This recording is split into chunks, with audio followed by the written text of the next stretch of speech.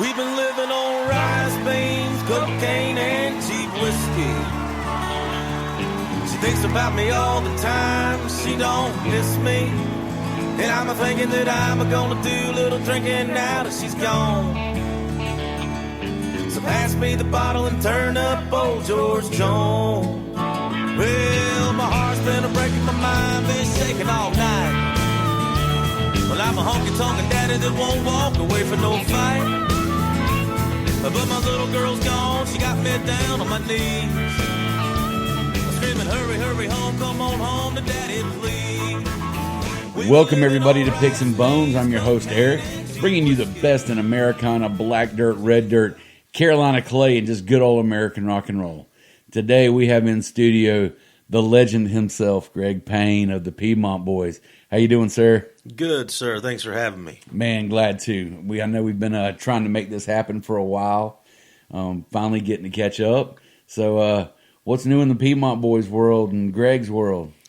Well, right now we're in the studio, so we were really busy all last year. So we took most of January off from really playing. We played a few shows, but we've been in the studio this month, and we're in the rehearsal room, and we're trying to get a new album out by early spring.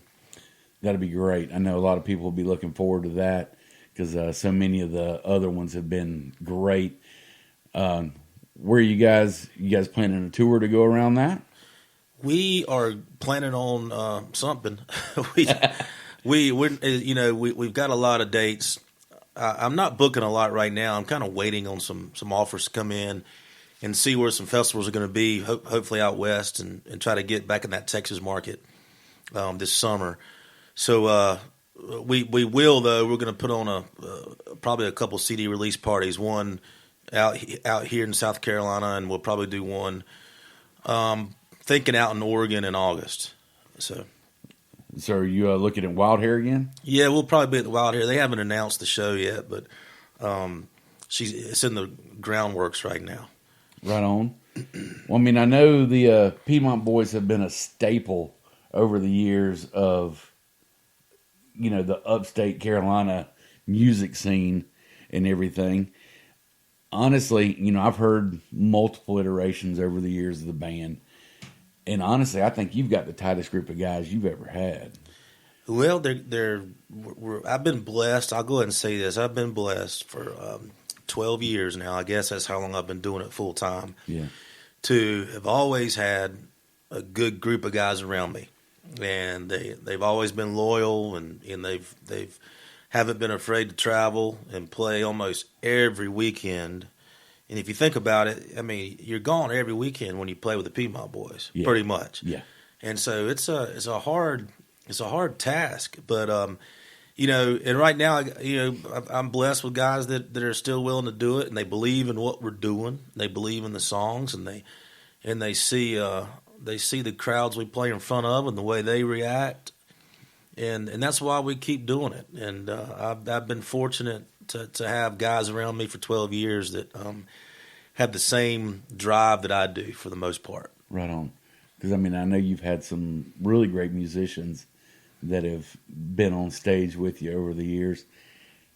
Oh, yeah. How did Greg get his start in music? Let's see. It's funny. I've took the long way around. And it's funny you asked me because I've got to go do a function tonight for the Greenville News, and it's all about a storyteller. And there's 5 musicians up there. Mac Arnold's one of them. And so I've got to tell this story tonight. But in a nutshell, I grew up with two loves, and that was music and sports. And I put most of my emphasis in sports. And but I always had a guitar around. My dad taught me how to play Wildwood Flower when I was about 12 years old, and I got hooked. And so I went on to play college football and baseball. After that, I played 2 years of minor league baseball. I got hurt. I came back and I got signed to play Arena League football. And then all through this time in my early 20s, I never was in a band. Yeah. Never wrote a song. It was just basically playing in dorm rooms and stuff and parties. And when I got back home, ended up going into I didn't know what I was going to do, but I started construction. I started doing construction work, and ended up going into sales, started selling mobile homes. So now I'm getting up to my early 30s. Still have never been in a band. And to be honest with you, man, it's kind of spiritual. People might think I'm crazy, but I'm really not. But I had a good buddy of mine pass away, and I went down to see him. His name's Jarrett Foster. I'll go ahead and say his name. He was a track coach at Clemson. And I went down to see him. He was laying on his deathbed, and I was there to tell him goodbye. Got killed in a jet ski accident. And that night when I got home, he came to me in a dream, and he basically told me, Greg, you don't need to be worried about these $1 million houses. And I owned a construction company at the time. He said, you need to play music. As crazy as that sounds, that's when I had that moment. I said, I'm going to do this for a living. I'm going to give it all I got to music. So I was in my early 30s. I sold my business, started a band, and the rest is history. Right on. I know you were with Sonny Ledford for a little while, weren't you? Around that same time when that happened with Jarrett, I was traveling around with Sonny just on the weekends. And Ziggy and all those guys. And they gave me my first taste of being on a stage, playing in front of, 300,000 to 500,000 people, or 500 to 1,000 people. And I got a taste for that, and I wanted to keep doing that. And and I know Sonny, if he ever hears this, he wouldn't get mad at me for saying, but he would get me up on stage when he couldn't play anymore. Yeah. He's like, Greg, take this guitar. So I'd run up on stage and be playing in front of all these people, and I'd play like Johnny Cash or Alabama, whatever I knew. And I saw the feedback from these people dancing and getting into it, and I knew then, I said, I want to keep doing this. Right on. I think you're just as well known as a songwriter as you are a musician these days. Because, I mean, you've written and collaborated on a lot of different music for a lot of different people around. Where's your head at when you're getting into your songwriting and everything? Well, songwriting doesn't come. I have a different approach to that. Also, the songs just kind of come to me out of nowhere. Sometimes I'll wake up in the middle of the night and I hear a melody or some kind of line or some lyrics, and I'll get it up and I'll jot it. I'll get up and I'll jot it down, or I'll record it in my phone normally. Yeah. And if I'm out exercising, which I don't do a lot of anymore, but I should. If sometimes I'm running or something, and it just comes to me. I'm not good at sitting down with a bunch of guys and really saying, okay, let's write about this subject. And I can't do that. I've tried it. I've got to more or less be alone. Now, once I get a song, 85% done, I can collaborate with somebody and say, hey, man, I'm stuck on this line. And once you get a couple other people thinking about it, they usually can say something that you hadn't thought of yet. But songwriting to me is frustrating. And I'll just be honest with you. I don't write as much as I should. And like right now, we've got we recorded a song last week that I haven't even finished the words to yet. But we've got the music now. I know this is the way the song needs to go. Let's record the music, and I'll have the songs ready by next Tuesday. So I'm on a deadline. So okay. I got to get down and finish these lyrics by next Tuesday. Right on. So, but I'm okay with that. I work good under pressure. So we'll figure it all out. Well, I like the fact that you said they just come to you, and you just hear that melody, and you know what that stick's going to be, because you guys are really known. I mean, you are known for that. You've always got that hook. There's not many of your songs that don't have that hook that just kind of draws you in. And I know you've done some collaborations with Corey Hunt. Yep. And done some, quite a few things with like Ziggy. Yep, Ziggy. Junior. Yeah, that's right. Yeah, these songs, when I sit down and write, I honestly just I try not to get in that poetic type mode where you hear a lot of songwriters going to, which is nothing wrong with that. I'm more straightforward. Like when I say it, you're going to know exactly what I'm saying. There's no interpretation needed. Yep. You know what I mean? And I always really, if I'm writing, I try to pretend that I'm on a stage in front of a packed show. What's going to get them moving? And what's that first word going to be, or what's that first, music going to be? Is like as far as hitting a chord or whatever. What's going to get them going? And I try to write with that in mind more than anything. Yeah. And if you share your whiskey, I'll bring my guitar, and we'll sit by the fire and talk about who we are. We'll sing a song about the promise, a song about the lies, and wonder why we ever even tried. I was just a gypsy soul. You just wanted a hand to hold, someone to hold you tight. I just want to be free tonight, free to love, free to fight, free to fall. Don't we all want to be? So where are some of your favorite places you play? I would say on the East Coast, Windjammer is I have to say is our favorite place. Now there are a lot of cool places we play in the Carolinas. So I would have to say if I had one place to play in the Carolinas, it would be the Windjammer. Now as far as getting out of town, some of my favorite shows I've ever played has been out in Oregon, but we've been going out there for years. And I started going out there with Sonny. Yeah. Back in the day, playing the rodeos, and Ross Coleman, the bull rider, got us out there to play his bull riding event.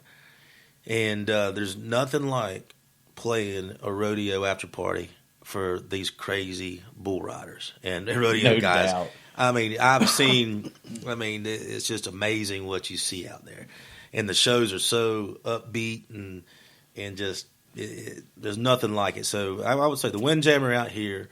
And then out of state, it would be Oregon, just pretty much anywhere. Those festivals, like the Wild Hair Festival, the past couple of years have been great. And it's just amazing the way they got it set up and all the bands that come out. But those are the two places I feel most at home. Right on. Who were your influences musically? Growing up, it was Johnny Cash for the most part. My dad and my mom would always, on Sundays, while they're doing whatever, there's always a needle on Johnny Cash, Elvis, Conway Twitty, Loretta Lynn. Yep. And so I remember when I was growing up, I had a turntable by the bed, and I would put the needle on Johnny Cash as low as it would go because my parents wouldn't hear it. And he would sing me to sleep every night. For many years, I just remember that being the case. So Johnny Cash is probably my biggest influence as going back to as a kid. Yeah. And now I get older, and a lot of my influences come from a lot of the newer Texas guys, like Jason Boland's a big influence. Yeah, he's huge. Yeah, Charlie Robinson, however you want to say it. Charlie's a big influence, and I know he just retired, which is sad. Yeah, that guy was putting out some incredible stuff. Oh, him and his brother Bruce. Oh, yeah. So the songwriting, as I got older and into this profession full time, they became big influences on me as well. Waylon Jennings, of course. Everybody loves Waylon. And even growing up, man, I was Guns N' Roses, Motley Crue. A lot of that is kind of in my mind a lot. So well, I mean, because you still have that hook. And I mean, anybody in our age group, we grew up listening to like the hair metal stuff. That's right. And everything. And, there's nothing wrong with that. No, I don't think so. Hell, I still crank it up every now and again. Oh, yeah. My daughter has discovered Motley Crue, and she's driving me nuts wanting to go see them play. And I'm like, okay, if you can listen to Vince Neil sing something within like the last 5 years and you can actually tell me what he was singing and it matches the lyrics, I'll take you. My first concert ever was a 12-year-old boy, was Motley Crue Girls, Girls, Girls Tour. And there was a band opening up for them that nobody's ever heard, and that was Guns N' Roses. And I'll never forget it. And I walked in there, and of course, I'm 12 years old. I had no idea. My mama should not have let me go in that crowd. And it was an awakening. And, No doubt. I'll never forget that. So I'm lucky I got to see that. I believe that was the tour when Tommy had the big drum that came out and spun around. Yeah. Drum, And so that was a lot of fun. That's kind of crazy. Yeah. Oh, man. Now you're taking me back. Who were some of the bands that you've had the opportunity to play with that you've really enjoyed as far as the end result that you guys are putting out there for the fans? I really enjoyed playing with Jason Boland. He's before we really even had a band, we opened up for him, and we shouldn't even have been on stage with him, but we got the gig, and it was up at Puckett's Farm Equipment, and I'll just never forget. That was my first real experience with a guy that's really doing it, So I've played with him several times since then, and always enjoyed that experience. As years went by, we got on the Jägermeister tour with. We were sponsored by Jaeger. They got us on tour with Dierks Bentley for I think it was 6 shows. So. And we got to actually get to know Dierks a little bit. Not that he's in my phone or I can call him or anything, but he liked our music, and we became pretty good friends and hung out with him after the shows, and we were playing in front of sold out crowds in venues that were 2,000-ish, and that was an experience that you'll never forget. And in those crowds, we only had a 20-minute set, so you got to bang through like 5 or 6 songs every night. And so we played our best songs, all originals. And the feedback from the crowd was amazing.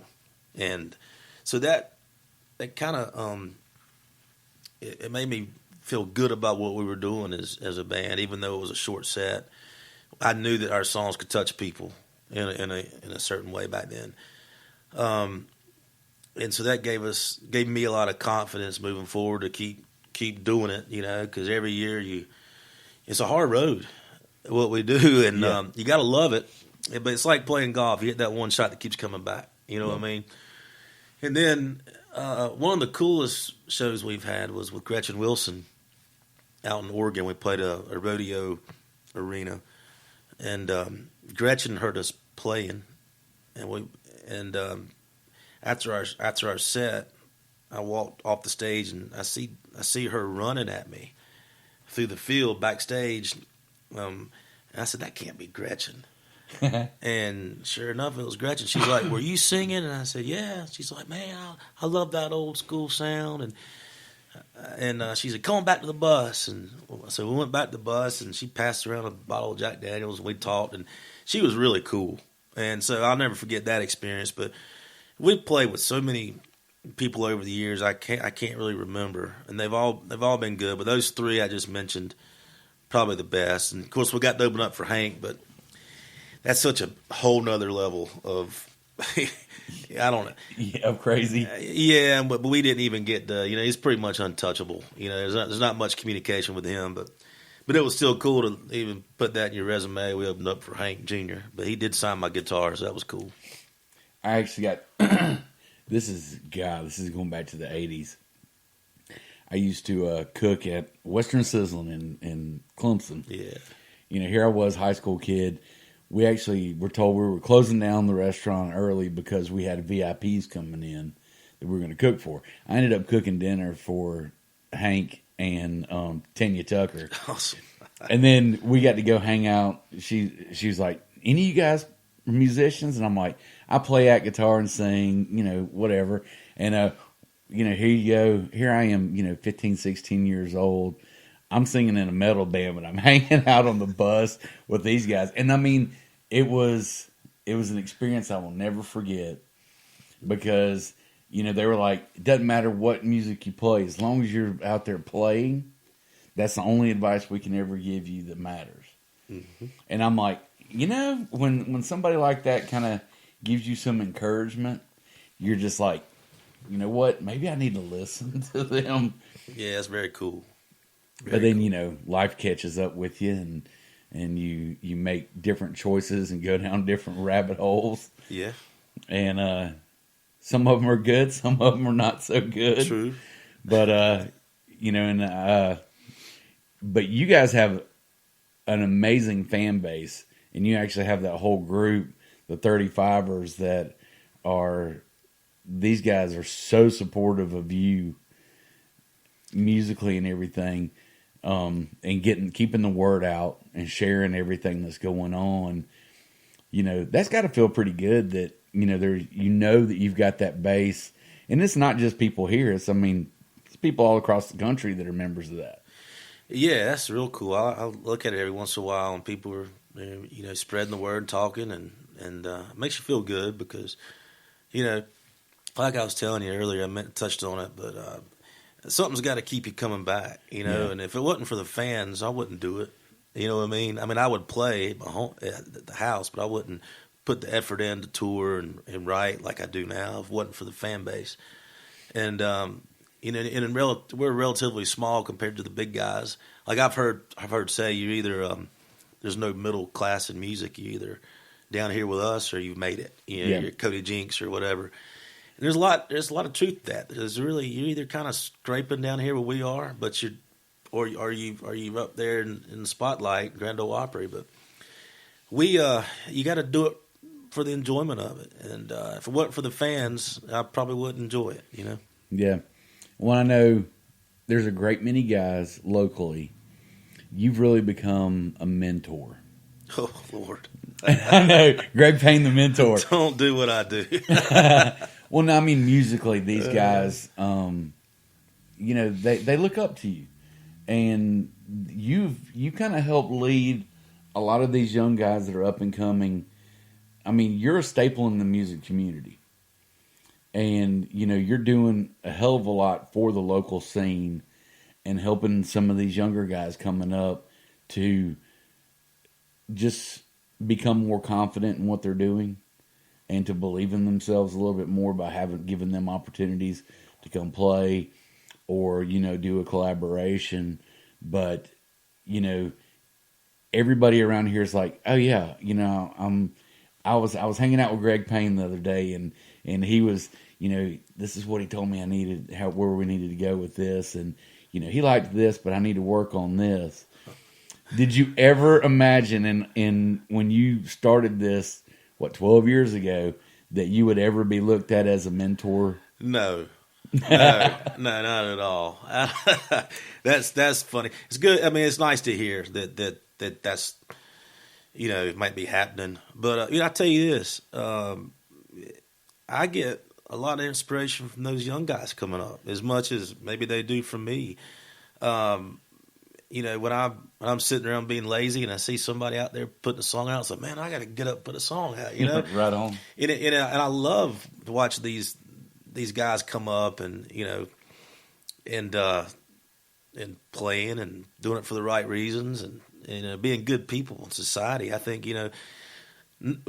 I tell people all the time, I was like, your music gives you a certain platform, and the little things. It's like, the guys around the Carolinas that are doing stuff for the homeless, and we've done blanket drives in the past, and food drives, and it's little, but it helps somebody out, and it's good to see these younger guys doing the same stuff. Yep. And I like to see that. And I don't think they should copy everything I do. But the thing is, I enjoy what's going on in the Carolinas right now with the music scene. I think that the Carolinas need a little more recognition in the world. Absolutely. From what we're putting out now. There's a lot of good bands, country especially, but even outside the country genre. And for some reason, the Carolinas are kind of way out here, and then nobody really, and that's funny that you say that, because I've had this discussion with several people over the last couple of weeks, and Tony and I, your drummer, and I had a really long conversation a couple of weeks ago, and he's Sheelan, and actually Mike and I, and I brought up a point, and this is something you've heard on my show if you've been listening the last few weeks. there was Carolina before there was Texas. Mm-hmm. Texas is known for the red dirt and swing. I love that music. I love that genre. Americana kind of catches everything. You got, the black dirt that's coming out of the Midwest and everything. And then, I've personally made it my mission that we're Carolina clay.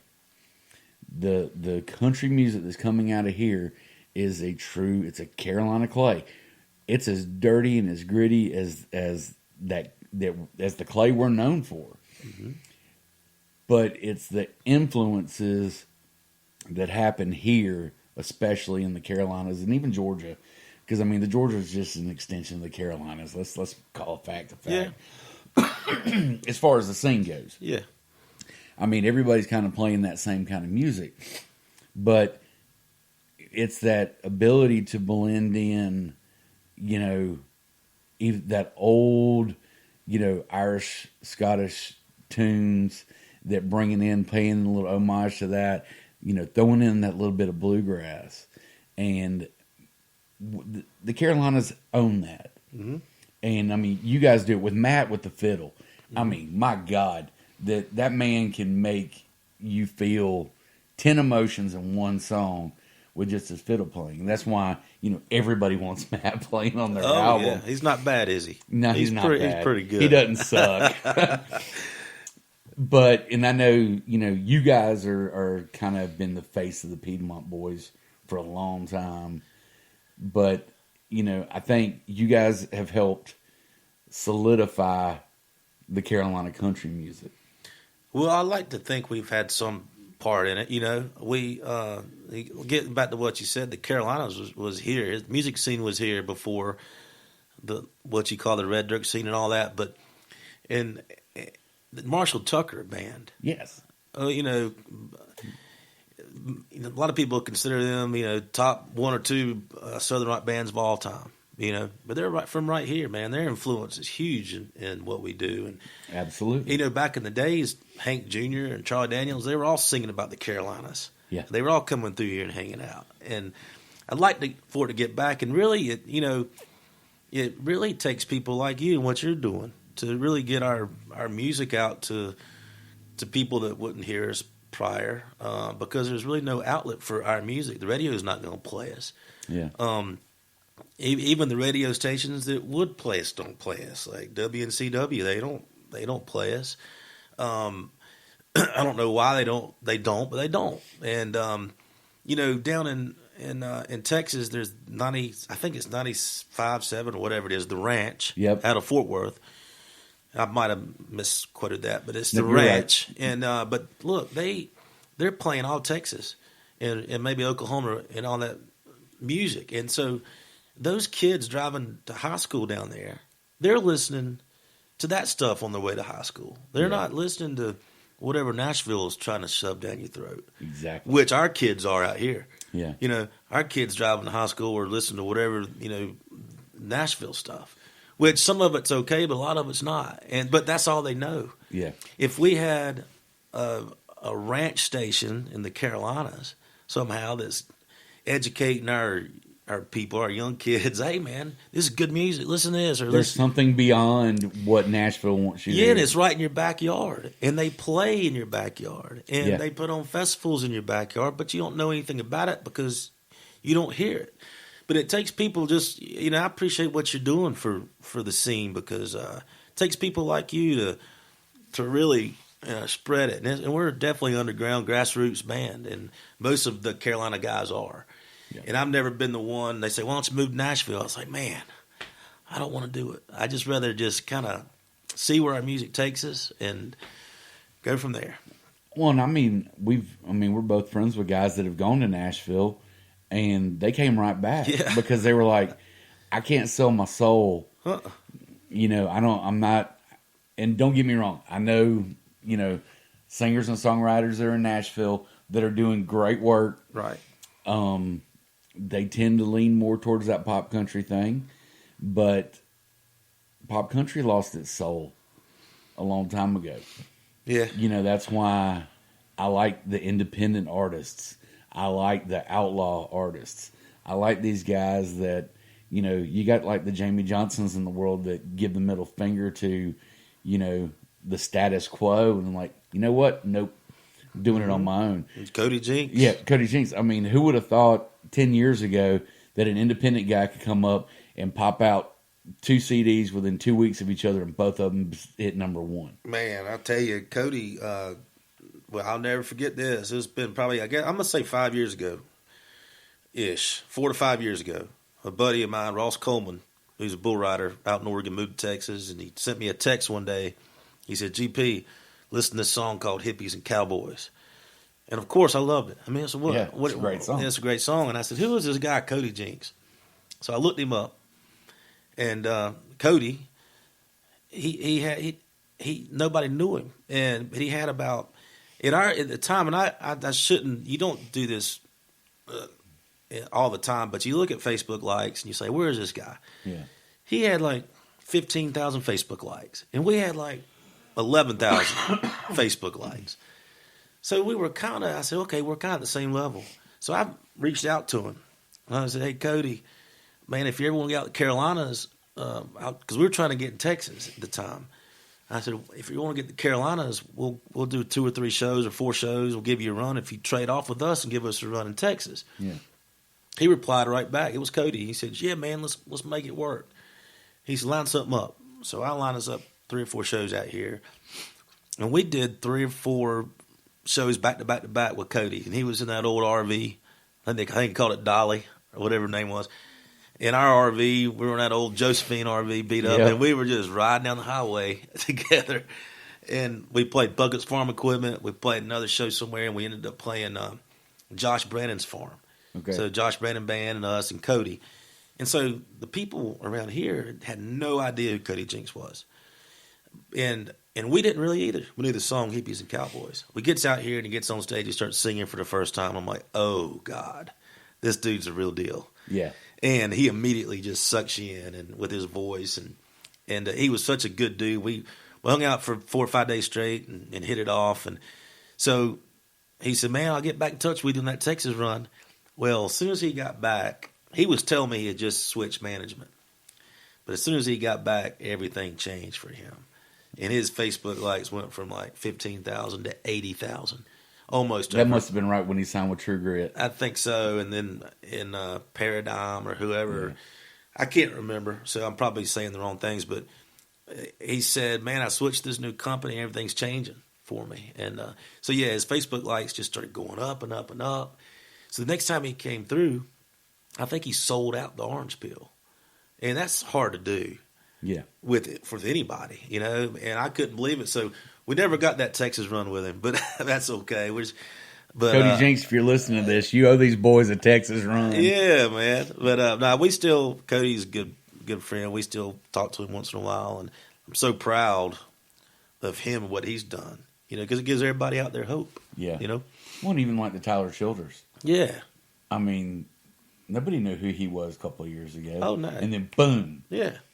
And, you know, that's another one. He plays right into the same sound that the Carolinas are producing, which, you know, and I think people forget about Kentucky being such a mecca for real music. Because if it wasn't for Kentucky, we wouldn't have the Daryl Scotts in the world. I know. Which is one, oh my God, that guy is incredible. I mean, if there's a better songwriter out there, fight me. I know it. Who else you got up there? Sturgill and you got Sturgill, Chris Knight. I mean, and Chris Knight's another one. Holy hell, that guy! Yeah. And you know, a few years ago, nobody heard of him unless you were in the red dirt scene because you know that's where he was coming up in. Yep. But then you know, it's like something made that turn. I mean, he's not the hugest in the world, but you want to talk about a rabid fan base. Oh, yeah.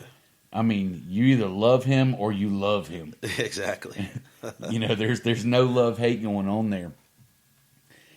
So, where do you see the Piedmont Boys in the next couple of years? I hope alive, really. You know, I don't know, man. It's just music business is so weird. It's just, you never know what's around the corner. And the only thing I can control is what we're putting out.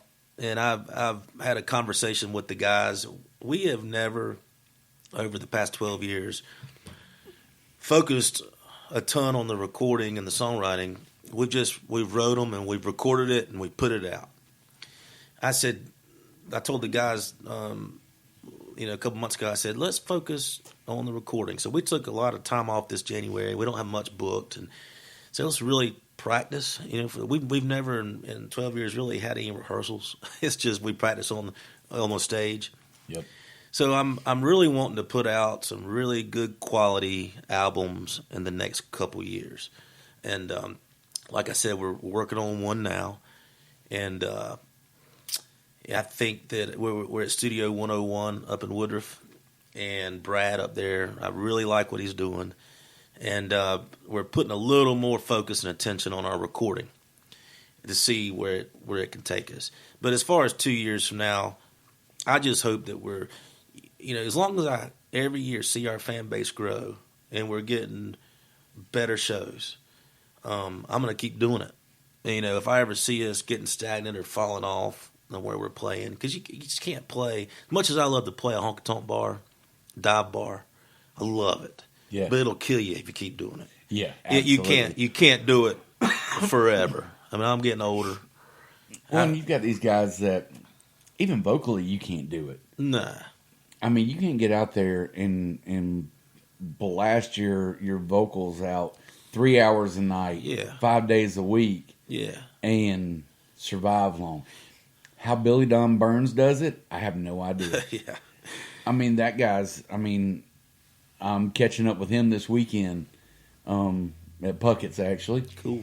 And he's playing 5 shows this week. The guy's in his 70s. Yeah, yeah.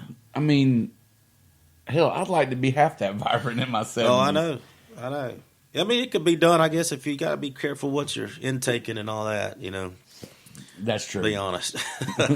Yeah. We like to party a little bit, Just a little bit. Nobody that knows the band would even know that. All right, Greg, we're going to jump into the bare bones of things. What is your favorite guitar to play? Right now, it's my Thompson guitar, but before that, it's always been a Martin. All right, what's a band that you're really into right now? Let's see. I would just say I'm liking what Cody's doing. I like his new albums he put out, so I'm listening to those guys right now. Okay, what's your all-time favorite book? I don't know if I've ever read one start to finish. That's all right. That's an honest answer. But look, I'll say this. This will be crazy, but the Tao of Pooh is a book about Buddhism and the Winnie the Pooh story. I'm not a Buddhist, but I read that book and it helped me out a lot in some things. Hey, I dig it. That's actually not a bad thing. All right, we're Carolina, so barbecue, pulled pork or brisket, dry rub or sauce. But if you go sauce, what kind is it? I'm a North Carolina barbecue guy, vinegar based. Right on. All right, first record you ever bought for yourself or picked out for somebody to buy you? If I can remember right, it was either Johnny Cash or the Beastie Boys. Both are good choices. Yeah. You already told us what your first concert was. Star Wars or Star Trek? Neither. That's fair enough. All right, what's your jam song? That it's that one, it doesn't matter. You've heard it a million times. If it comes on the radio or on your playlist, you're going to turn the volume up and it's just, you're going to blast it and just enjoy the hell out of it. But then on the converse of that, what's your guilty pleasure song that you hate to admit you love it as much as you do? Oh, it's a great question. I don't even know. I would say, my song that if you don't hear it a lot, but Gypsy Road by Cinderella. If that song comes on the radio, my volume's going up no matter where I'm at. Remember that song? Gypsy Road. I love that song. Cinderella. Guilty pleasure song. I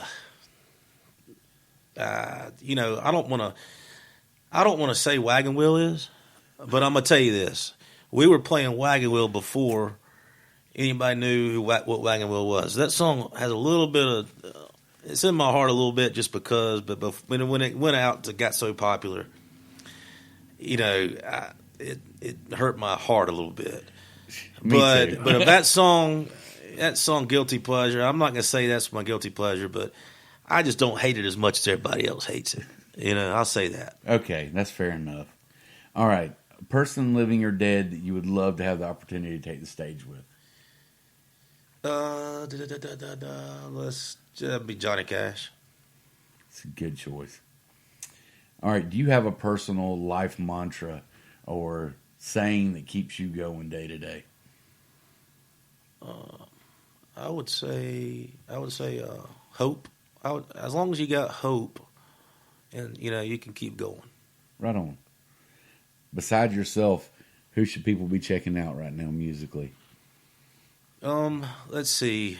I would say all of our Carolina guys. I would say I'm not going to start mentioning them because I'll leave somebody out. Somebody's going to get their feelings hurt. Yeah, but look, you can find them. I mean, our local guys, our Carolina guys, they're out there, and people know what I'm talking about. Just dig into them. Dig into the what's coming out of the Carolina scene. And our ladies, too. And our ladies. I was going to say guys and gals. Yeah, guys our ladies are making a big impact these days. Guys and gals, because I pull for people around us in the Carolinas. I want them to all do well, and we all come up together. Yeah, exactly.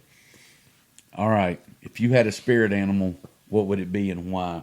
Oh Lord, I've never been asked that question.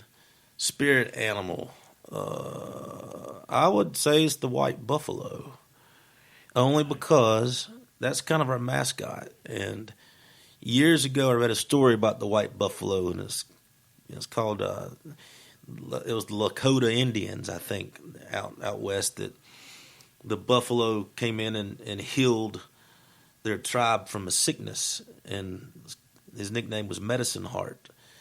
And I'm not going to attempt to tell the story. You can look it up yourselves, but look up the white buffalo Medicine Heart, and you'll hear the story behind it. But that's my, what'd you call it? My spirit animal. My spirit animal is the white buffalo. Right on. You got any shout outs you want to give that we haven't already covered for the day? Just to everybody out there listening to us and following us around to the shows and supporting us, and we really appreciate it. We couldn't do it, and I wouldn't do it without them.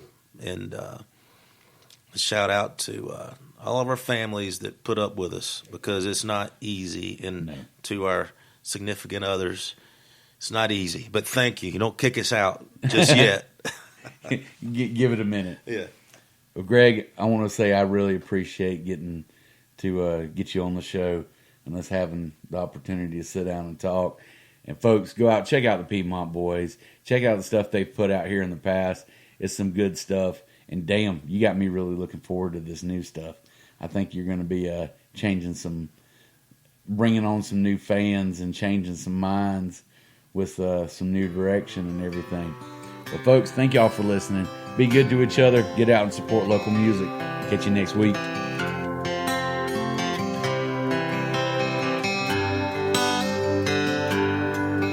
Won't you come on out tonight?